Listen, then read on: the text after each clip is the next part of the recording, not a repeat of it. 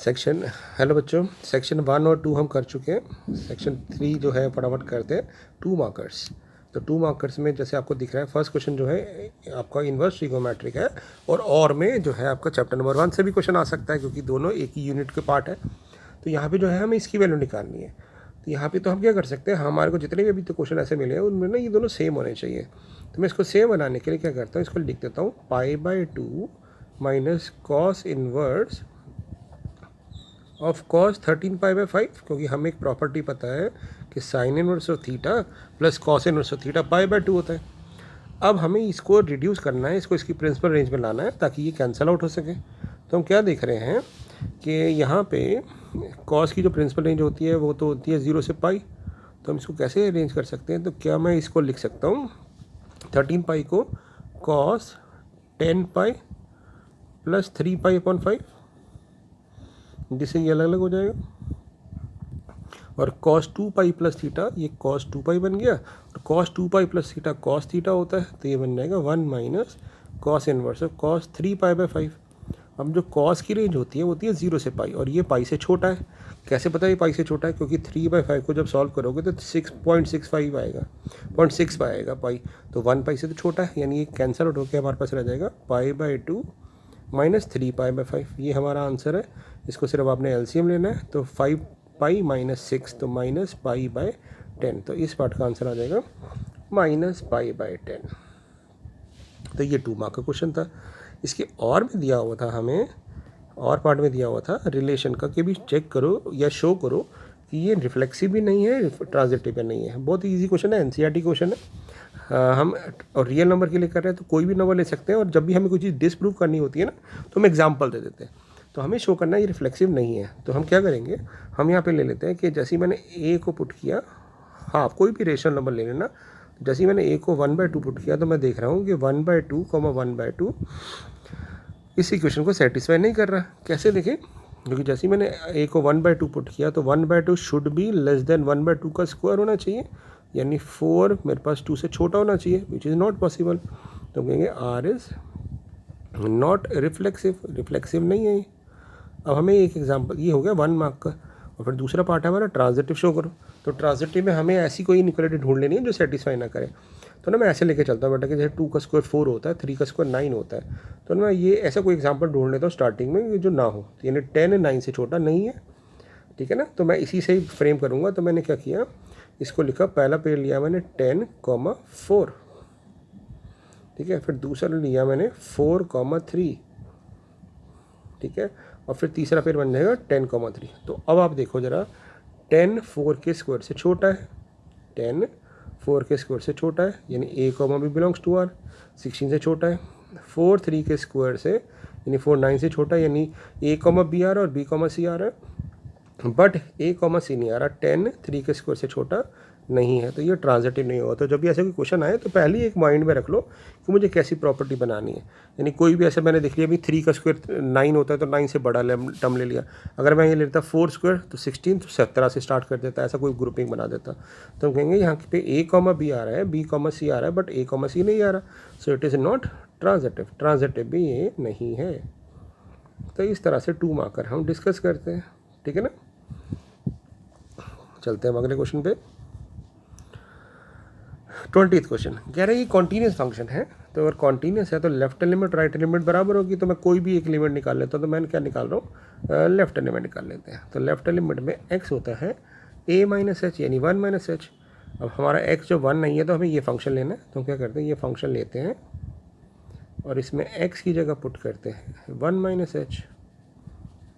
तो क्योंकि h तो कौन आ नहीं रहा, तो ये अप्रॉक्सीमेटली a1 ही हो जाएगा। मतलब हमने डायरेक्टली h को अप्रोच टू 0 पुट कर दिया, तो मेरे पास आ गया 3a plus B, left limit आ गया। अब क्योंकि हमें फंक्शन दे रखा है कि ये फंक्शन कॉन्टीन्यूस है 1 पे, सो हम कहेंगे अगर ये फंक्शन कॉन्टीन्यूस है तो left limit should be equal to right limit and that should be equal to value of the function at 1। ये बराबर होनी चाहिए। तो ये मैंने वैल्यू निकाली, 3a प्लस बी आ रही है, और ये हमें दी हुई है a1 पे हमारा फंक्शन की वैल्यू 0 है। इसका मतलब 3a प्लस बी 0 होना चाहिए। उसने पूछा था रिलेशन बताओ, तो हम यही कह देंगे 3a प्लस बी 0 होगा, या फिर हम कह सकते हैं कि b जो होगा माइनस 3a हो जाएगा। तो ये रिलेशन पूछा था, तो 2 मार्क के अंदर हम यही कर देंगे, ठीक है। अब चलते हैं अगले क्वेश्चन की तरफ। इसका और पार्ट डिफरेंशिएशन से था, क्योंकि कॉन्टिन्यूटी के साथ डिफरेंशिएशन और में आ सकता है, और आपको पता है वेरिएबल की पार वेरिएबल है तो आप लॉग ले लेंगे इसमें।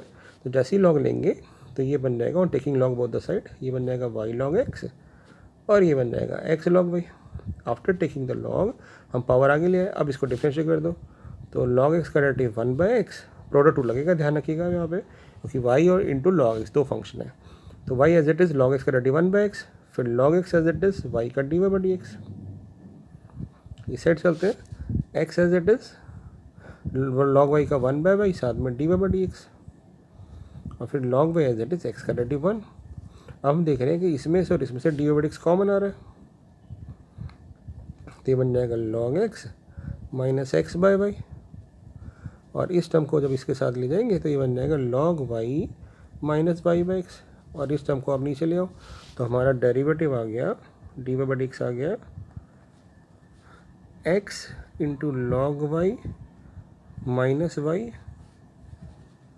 है ना, x इंटू, ये पूरा इसके साथ है, x into log y minus y upon x, और इसमें जब लाएंगे तो ये आ जाएगा y log x minus x, और y ऊपर चला जाएगा, तो ये हमारा डेरिवेटिव आ गया। ठीक है, अब चलते हैं 21st क्वेश्चन पे। ये कह रहा है कि if A B C is the image of this point on the line find A plus B plus C, यानी ये जो ए बी सी है इसकी इमेज है। बेसिकली थोड़ा सा बड़ा क्वेश्चन है, हमें इसकी इमेज निकालनी है। तो ना हम एक पॉइंट है 1, 2, -3, बेसिकली इसकी इमेज निकालनी है एक लाइन पे। तो लाइन हमारे को दे रखी है स्टैंडर्ड फॉर्म में, तो ये पहले ना मैं पॉइंट निकालने की कोशिश करता हूँ क्यू। तो लाइन के जो डी आर है, ठीक है, लाइन के जो डी आर है वो है 2, -2 और -1। इसका यूज़ हमें भी करेंगे। तो क्या हम q के कोऑर्डिनेट निकाल सकते हैं? अगर मैं इसको लैम्डा ले लूँ तो, क्योंकि q इसे लाइन पे लाई कर रहा है तो इसको लैम्डा रखे q के कोऑर्डिनेट हम निकाल सकते हैं। कैसे? 2 लैम्डा -1 -2 लैम्डा +3 और माइनस लैम्डा। और हम कहेंगे कि q के कोऑर्डिनेट आ गए तो D R of P Q भी निकल सकते हैं। पी क्यू के डी आर आ जाएंगे इन दोनों का माइनस करके, तो D R of P Q क्या आएंगे? 2 लैम्डा -1 -1, तो 2 लैम्डा -2 -2 लैम्डा +3 -1, तो -2 लैम्डा +1 और फिर माइनस लैम्डा +3। अब क्योंकि पी क्यू और लाइन परपेंडिकुलर है तो इनके जो डॉट प्रोडक्ट होगा वेक्टर का वो 0 होगा। तो पी क्यू वेक्टर तो हमारा यही है, एक तरह से आई जे के लगा देंगे तो, और ये लाइन का वेक्टर है 2y - 2j + -k। तो हालांकि ये एंगल बिटवीन टू लाइन्स तो आएगा नहीं, बट इसको वेक्टर से कर सकते हैं कि दो वेक्टर परपेंडिकुलर हैं तो इनका डॉट प्रोडक्ट 0 होगा। तो जैसे ही हम इसको डॉट प्रोडक्ट 0 करेंगे तो ये आ जाएगा 2 × 2 लैम्डा -2 यानी 4 लैम्डा -4, फिर -2 लैम्डा +1 × -2 तो ये बन जाएगा 4 लैम्डा -2, और फिर -1 से करेंगे तो lambda -3 should be equal to 0। तो हमारे पास आ गया 9 लैम्डा, ठीक है, 9 लैम्डा इक्वल टू 9, लैम्डा की वैल्यू आ गई 1। जैसे लैम्डा यहाँ 1 पुट करेंगे तो हमारे पास कोऑर्डिनेट ऑफ क्यू क्या आ जाएगा? क्यू का कोऑर्डिनेट आ जाएगा हमारे पास 1, 1 और -1। तो मैं इसको लिख देता हूँ कि मेरे पास क्यू कोऑर्डिनेट आ गया 1, 1 और -1। ठीक है, अब बात करते हैं, इसको आगे सॉल्व करते हैं। ये हमारे पास फुट आ गया, इसको फुट भी कह सकते हैं, फुट भी निकालने के लिए पूछ सकते थे, बट हमने यहाँ पे अभी इसको रोक दिया। ठीक है, ये हमारा क्वेश्चन हो गया। मैं इसको सबको रब करता हूँ। अब इसको क्वेश्चन को आगे करते हैं। 1, 1 और -1 आ चुके हैं, 1, 1 और -1 आ चुका है क्वेश्चन में।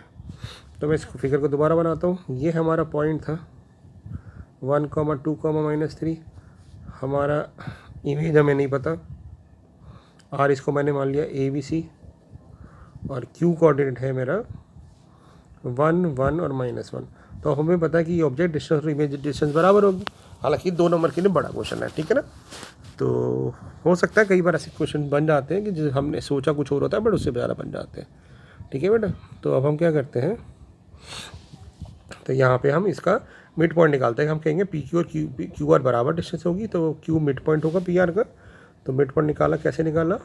a + 1/2, b + 2/2, c - 3/2, it should be equal to q 1, 1 और -1। तो यहाँ से मिल गया a + 1 = 2, b + 2 = 2, और c minus three equal to -2।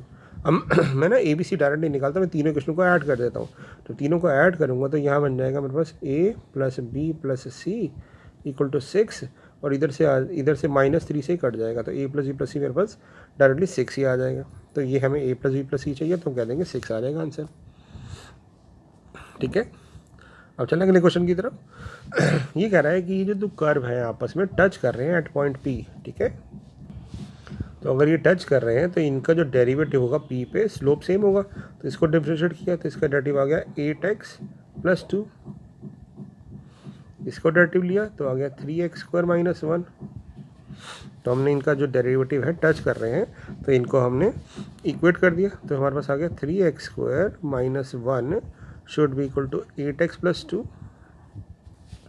तो ये बन जाएगा 3x² minus 8x -3 equal to 0। Factor बना लेते हैं इसके, तो 3x² minus 9x plus x minus 3 equal to 0। तो यहाँ पे बन जाएगा हमारे पास 3x कॉमन, तो x minus 3 plus 1 x minus 3 equal to 0। तो यहाँ पे मेरे पास x की वैल्यू आ गई 3 और -1/3। अब ये तो मेरे पास आ गई। अब मैं क्या करता हूँ, ये तो अब क्वेश्चन में हमें x की वैल्यू आ गई बेटा, ठीक है ना। अब क्या ये वैल्यू दोनों मैच करती है? मैच करती है मतलब ये वाले वैल्यू हमें देखना पड़ेगा कि क्या दोनों पे पुट करने पे हमारा पॉइंट सेम आता है कि नहीं आता। मतलब मेरे पास x3 और -1/3 आ चुका है। अब मैं x की वैल्यू पुट करूँगा इसमें भी और इसमें भी, देखते हैं y क्या आता है। कॉमन वैल्यू लेनी पड़ेगी क्योंकि टच करा तो पॉइंट पूरा कॉमन होना चाहिए। तो जैसे ही मैंने x को 3 पुट किया यहाँ पे, तो ये बन गया y इक्वल टू 3 का स्क्वायर 9 36 प्लस 6 माइनस 8, तो 42 माइनस 8 34 आ रहा है ये। और यहाँ पुट किया तो ये आ रहा है 27 माइनस 3 प्लस 13, तो 27 और 37 हो जाएगा। ये पॉइंट तो मैच नहीं कर रहा हमारा। एक बार मैं दोबारा देख लूँ कुछ कैलकुलेशन मिस्टेक ना हो गई हो। तो 3 का स्क्वायर 9 9 4 36 प्लस 6 42 में से 4 गए तो 34। यहाँ पे -27 माइनस 3 24 और 13 तो 37 आ रहे हैं। पॉइंट मैच नहीं करा, x3 तो 1 नहीं हो सकता। -1/3 पुट करेंगे यहाँ पे, तो y की वैल्यू आ जाएगी मेरे पास 4/3 -2/3 -8। एलसीएम ले लेते हैं, तो ये 2/3 -8, तो एलसीएम ले लेंगे तो आ जाएगा 2 -16 -13/3। ऐसे यहाँ भी करते हैं तो सेम ही आना चाहिए। तो 1/3 पुट करेंगे तो ये आ जाएगा -1/27 प्लस 1/3 प्लस 13। तो ये भी नहीं आ रहा है शायद, तो कुछ गड़बड़ हो गई है। एक बार देखते जरा कैलकुलेशन मिस्टेक, ये क्या मिस्टेक हो सकती है। क्योंकि हमारा ना पॉइंट सेम आना जरूरी है। पॉइंट सेम आएगा ना, एक्स और वाई के कोऑर्डिनेट सेम आएंगे तभी तो हम करेंगे। बट ये भी हो सकता है हमारा कि दोनों ही ना आ रहे हो, तो हम कह सकते हैं कि कॉमन पॉइंट तो कोई भी नहीं आएगा। ठीक है, तो ऐसा भी हो सकता है। तो एक बार देखते हैं हम क्या हुआ है मिस्टेक। तो 34 और 36 ये तो श्योर है। ये तो मैंने देखती क्यों बता दिया कि मैच नहीं कर रहा है, क्योंकि जैसे मैंने इसको मैच किया तो ये 13 प्लस समथिंग आ रहा है, तो और ये तो 1 से भी छोटा है, नेगेटिव है, तो ये तो बिल्कुल मैच ही नहीं कर रहा। तो इसलिए फिर ये नहीं हो सकता। ठीक है, तो आई थिंक शुरू में ही कुछ गड़बड़ है। 3 वाले में देखते हैं क्या गड़बड़ हो सकती है। अगर मैं 3 को पुट करूँगा इस फंक्शन के अंदर, एक बार देखें इसको, तो कैलकुलेशन में दोनों में ही चेंज है, तो दोनों पे पॉइंट नहीं आ रहा। तो हम कहेंगे कि दोनों पॉइंट नहीं आ रहे, इसका मतलब है कोई भी ये जो है टेंजेंट टच ही नहीं करेगा। पैरेलल हो सकता है, इसका मतलब है कि x इक्वल टू 3 पे दोनों के स्लोप सेम आ रहे होंगे बट वो टच नहीं कर रहे हैं आपस में। बट अगर ये क्वेश्चन में यहाँ पे 10 बना देता है बेटा, ये 10, ये एक बार समझ लो, 10 बना देता तो ये आ जाता है 27 माइनस 3 प्लस 10, तो बन जाता है 34। तो आप कह सकते थे येस ओनली 3, 34 हमारा कॉमन पॉइंट होगा। ठीक है, अगर मैं इसको 10 मान के चलता तो मेरा आंसर आ रहा है 3, 24, और अगर मैं इसको 13 मानता हूँ तो आप कहते हैं कोई पॉइंट कॉमन नहीं आ रहा, so there is no point which on which this graph या this curve touch each other. और एक और पिछले वाले क्वेश्चन में भी एकदम ध्यान आया मुझे कि जब हमने तीनों इक्वेशन को ऐड किया था, क्योंकि 1 1 1 -1 आया था, तो a + 1/2 जो है वो 1 होगा, b + 1/2 जो था वो हमारे पास b + 2/2 b 1 होगा, बट c -3/2 -1 होगा। ठीक है ना, तो जो हमने सॉल्व किया तो a प्लस बी प्लस सी की वैल्यू 2 आएगी, क्योंकि मैंने वो लिख दिया था 2 प्लस माइनस प्लस 2, जबकि वो 2 + 2 4 हो जाएगा, 4 से 2 कट जाएगा, तो a प्लस बी प्लस सी की वैल्यू जो है हमारे पास 2 आ जाएगी। समझिए मेरी बात, क्योंकि ये होगा a + 1 = 2, b + 2 = 2 और c - 3 = -2। तो जो मैंने तीनों को ऐड कर दिया था ना, तो हमारे पास a प्लस बी प्लस सी की डायरेक्ट वैल्यू आ गई थी। अब चलते हैं आगे क्वेश्चन पे।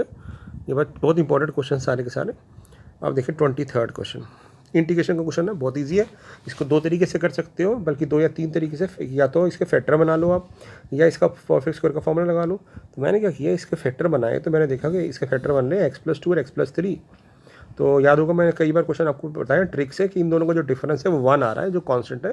तो मैंने ऊपर 1 तो ऑलरेडी था मेरे पास, तो मैं उस 1 को ले सकता हूँ x + 3 - x + 2, और फिर इसको मैं सेपरेट कर देता हूँ। और जैसे ही इसको सेपरेट करूँगा तो एक बार x + 3 कट जाएगा और एक बार x + 2 कट जाएगा, तो मेरे पास आ जाएगा x + 2 - x + 3। अब इसको इंटीग्रेट कर देते हैं, तो इसका इंटीग्रेशन तो बहुत ईजी है। इसका इंटीग्रेशन हो जाएगा log of x + 2 - log of x + 3 + c। और नहीं तो आप इसको परफेक्ट स्क्वायर बना के भी कर सकते थे, ठीक है। नहीं तो आप इसके बाद पार्शियल फ्रैक्शन भी लगा सकते थे, तो ये हमारे ऊपर ट्रिक भी लगा सकते थे, ठीक है। अब 24 क्वेश्चन देखते हैं। y = x, y = x हमें पता ओरिजिन से पास करती है।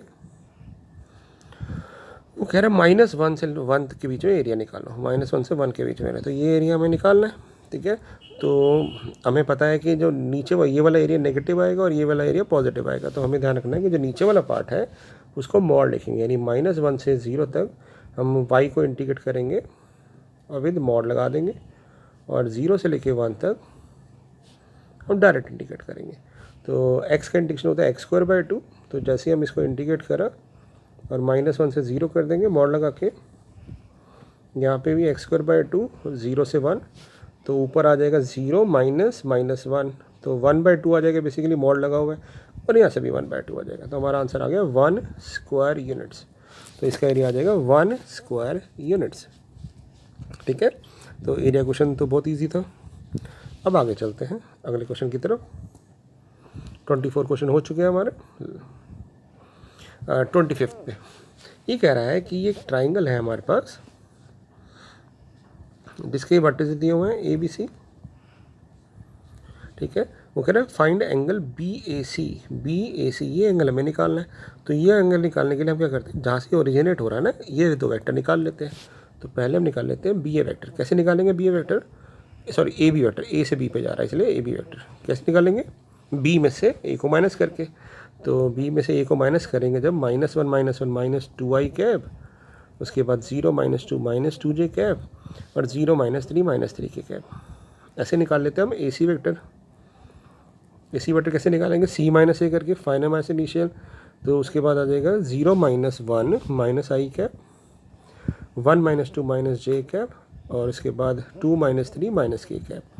तो ये हमारे पास थीटा एंगल होगा। तो कॉस थीटा क्या होता है हमें पता है, कॉस थीटा होता है दोनों का डॉट प्रोडक्ट, यानी AB vector dot AC vector, इन दोनों का डॉट प्रोडक्ट ले लेंगे। तो -2 × -1 2, -2 × -1 2, और -3 × -1 3, और डिवाइड में आ जाएगा दोनों का मैग्नीट्यूड।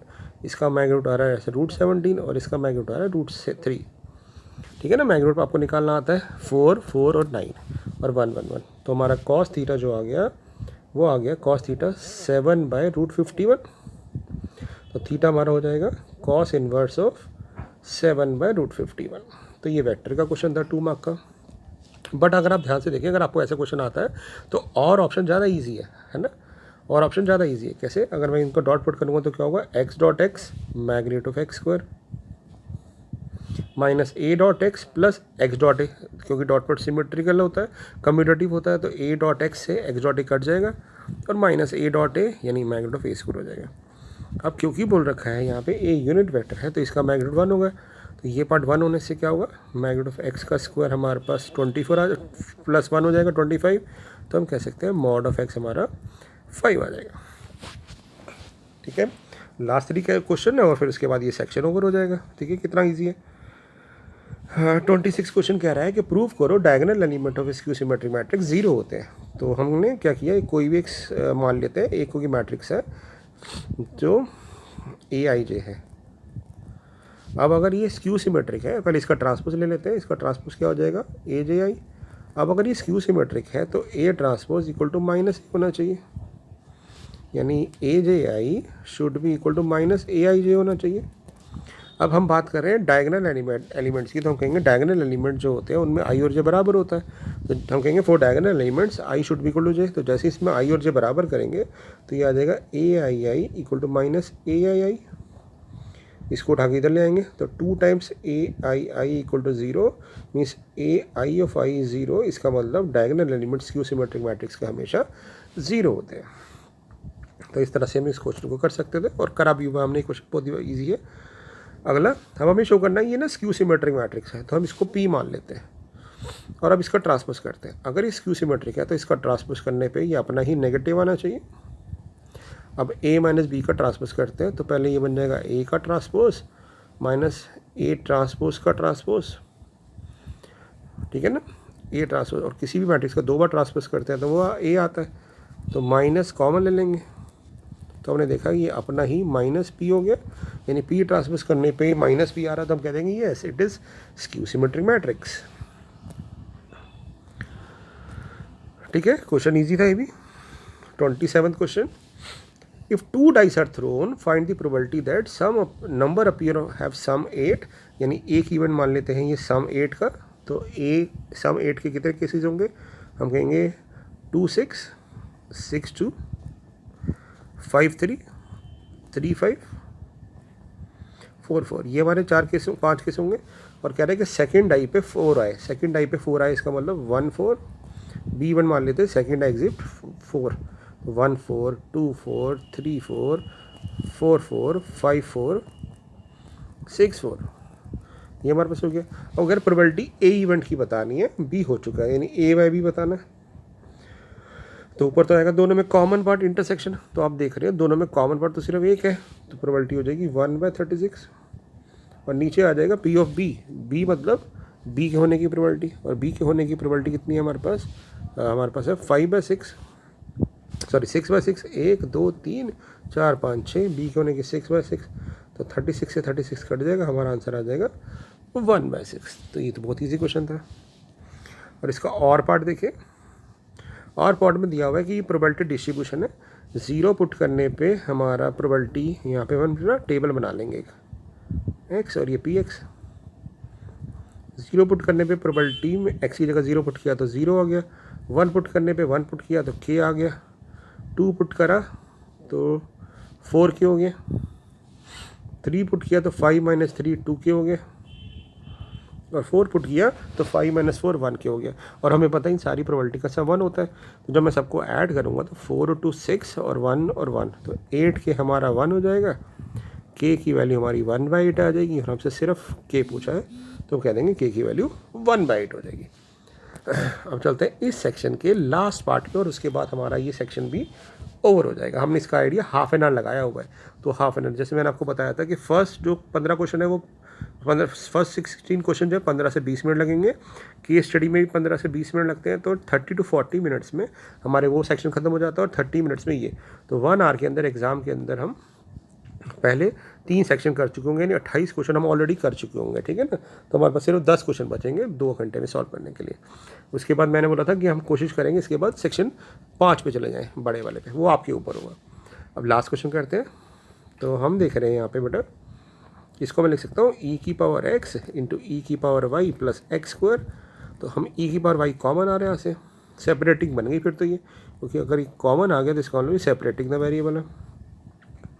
तो y को इधर ले जाते हैं, y की तरफ dx को इधर ले जाते हैं, तो हमारा क्वेश्चन बन जाएगा e⁻−y, क्योंकि 1/e आएगा और उसको रेसिप्रोकल कर दिया मैंने, और ये बन जाएगा e⁻x प्लस x²।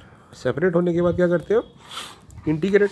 तो e⁻−y का इंटीग्रेशन क्या होगा, e⁻−y अपॉन -1, और e⁻x का क्या होगा, e⁻x plus x³/3 plus c। तो ये हमारा सॉल्व हो गया आंसर, इतना ही छोड़ देंगे, ज़्यादा इंप्रूव करने की ज़रूरत नहीं है। तो ये हमारा सेक्शन 3 जो 2 नंबर के क्वेश्चन थे 10 ख़त्म हो गया, ठीक है। अब आप इस अपने को एक बार फिर से भी ट्राई करके देख लेना, सारे क्वेश्चन का आपको आइडिया मिल जाएगा। और जब हम बहुत सारे प्रैक्टिस पेपर कर लेंगे तो आप बोर्ड में सीधा जाएंगे और आपको पता होगा कौन सा क्वेश्चन कहाँ होगा और कितना टाइम लग रहा है, तो बहुत ईजिली आप कर लोगे इन क्वेश्चन को। ठीक है, थैंक यू।